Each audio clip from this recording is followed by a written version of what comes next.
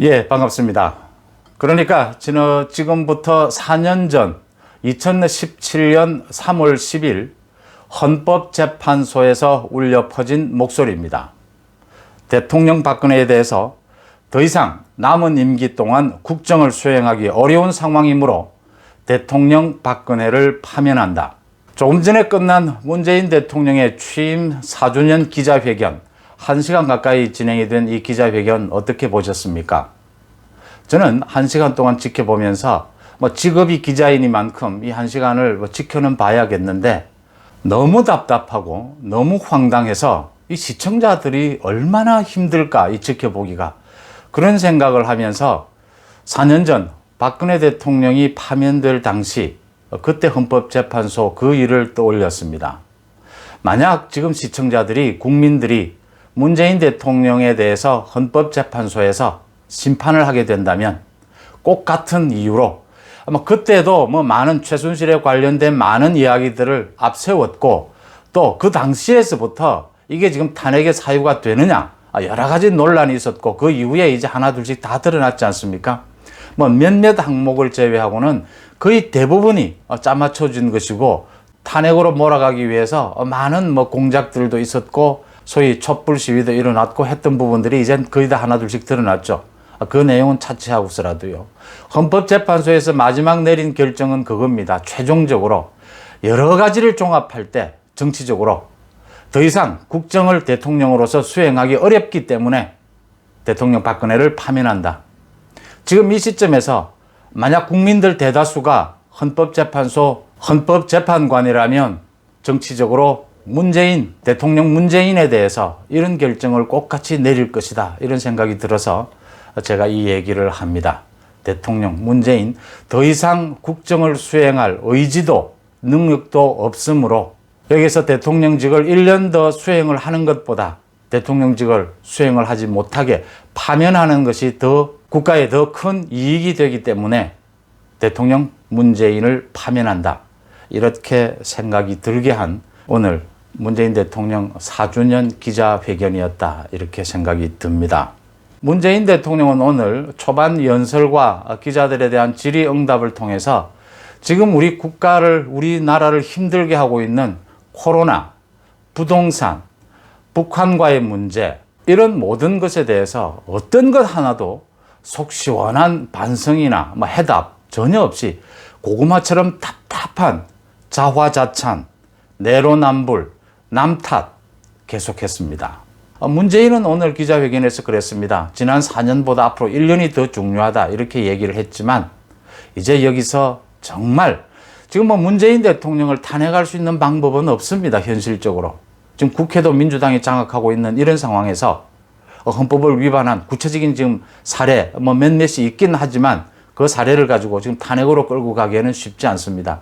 그렇지만 국민 정서상으로는 여기에서는 정말 대통령 문재인을 파면한다, 이게 좀 국민 정서가 아닌가, 이런 생각이 듭니다.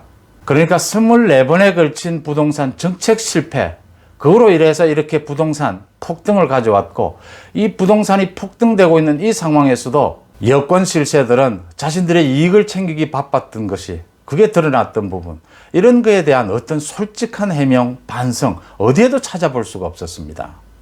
코로나, 지금 대통령의 잘못된 판단으로 백신 구입 그렇게 늦어지고 우왕좌왕하고, 지금 한반도 평화를 내세운 그 북한과의 문제, 대북 문제에 있어서도 지금 거의 파탄이 나 있는 상황 아닙니까? 무조건적으로 북한 바라기, 김정은 바라기를 해온 결과 지금 북핵은 북핵대로, 또 대화는 대화대로 단절이 되는, 지금 미국의 바이든 행정부와도 전혀 손발이 맞지 않는 상황인데도 계속 희망 고문을 합니다.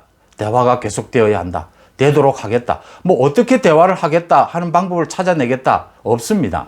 한미 탄탄한 동맹을 바탕으로 해서 북한과의 문제를 풀어나갈 수 있는 그 해법을 찾아야 한다라고 지적하고 있는데도 거기에 대해서 어떤 이야기도 없습니다. 이렇게 답답한 얘기를 계속합니다. 오늘 한 이 기자회견 내용을 보면서 10일 뒤에 열릴 그 바이든 대통령과의 정상회담은 제대로 해낼 수 있을까 하는 그런 걱정마저 나오게 합니다.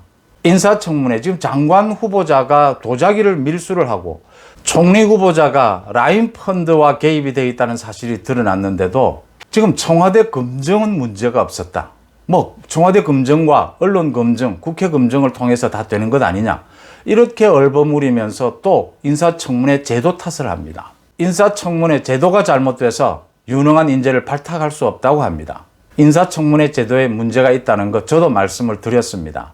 지금 인사청문회 제도를 탓하려면 그 전에 후보자들을 발탁하는 그 인재풀이 좁았고 검증이 잘못된 것을 먼저 얘기하고 난 다음에 거기에 대해서 어떤 조치를 하겠다라는 그 의사를 표명하고 난 다음에 제도를 이야기하는 것이 순서입니다. 그런데도 이렇게 또 남 탓을 합니다. 대통령이 이렇게 답답한 고구마같이 답답한 이런 얘기들, 전혀 국민들과 소통하지 못하는, 전혀 국민들의 의문에 감응하지 못하는 이런 답답한 얘기만을 계속하고 있어서 저는 혹시나 오늘 기자들의 질문은 좀 기대를 했습니다. 기자들이 좀 더 냉정하고 좀 날카로운 국민들의 뜻을 대변하는 그런 질문을 해주기를 바라면서 기자들 질문을 지켜봤습니다. 뭐 6, 7명이 질문을 하게 됐는데 기자들 질문마저 답답했습니다.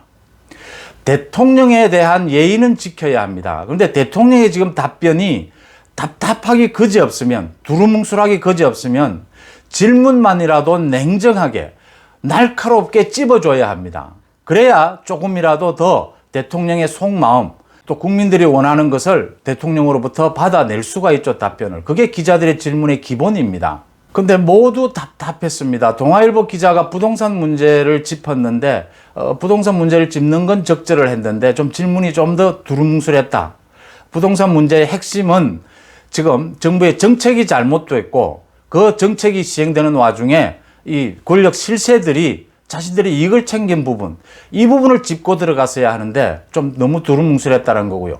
제가 정말 박수를 친 것은 부산일보의 박스코 기자입니다. 박스코 기자가 김호수 검찰총장 후보자를 지명한 것에 대해서 검찰의 중립 부분을 짚고 그 다음에 권력형 비리 수사를 그대로 짚었습니다. 송철호 사건, 원전 수사 이 부분에 대해서 차기 검찰총장에게 엄정하게 살아있는 권력에 대해서도 엄정하게 수사하라 이렇게 지시할 의향은 없느냐라고 정말 국민들을 대변해서 꼭 집어서 얘기를 했습니다. 박스코 기자와는 저는 뭐 한 15년 넘게 청와대나 국회에서 같이 근무를 했습니다. 우리 일반 생활에서도 그렇듯이 공정하면서도 이렇게 좀 자기만의 독특한 색깔로 이 사리 분별을 잘하는 주변에 친구가 있으면 그 친구에게 많은 이렇게 조언을 부탁을 하게 되죠. 저도 기자 생활을 하면서 정치적으로나 또 팩트에 있어서나 기사를 쓰는데 이 박스코 기자의 의견을 많이 물었던 기억이 있습니다. 현장에서 박스코 기자가 그렇게 뭐 여러 가지 제한된 여건 안에서도 나름대로 공정하게 나름대로 자기만의 분명한 색깔, 시각을 드러내는 부산일보를 통해서 여러분들이 아마 기사를 한번 체크해 보시면 박스코 기자의 기사 아마 볼만할 겁니다. 저도 꼭 어떤 아주 애매하고 어려운 이런 어떤 정치 현안에 대한 시각 또 팩트 확인에 있을 때 우리 박스코 후배님의 의견을 많이 물었던 그런 기억이 있습니다. 제대로 질문을 해줬다.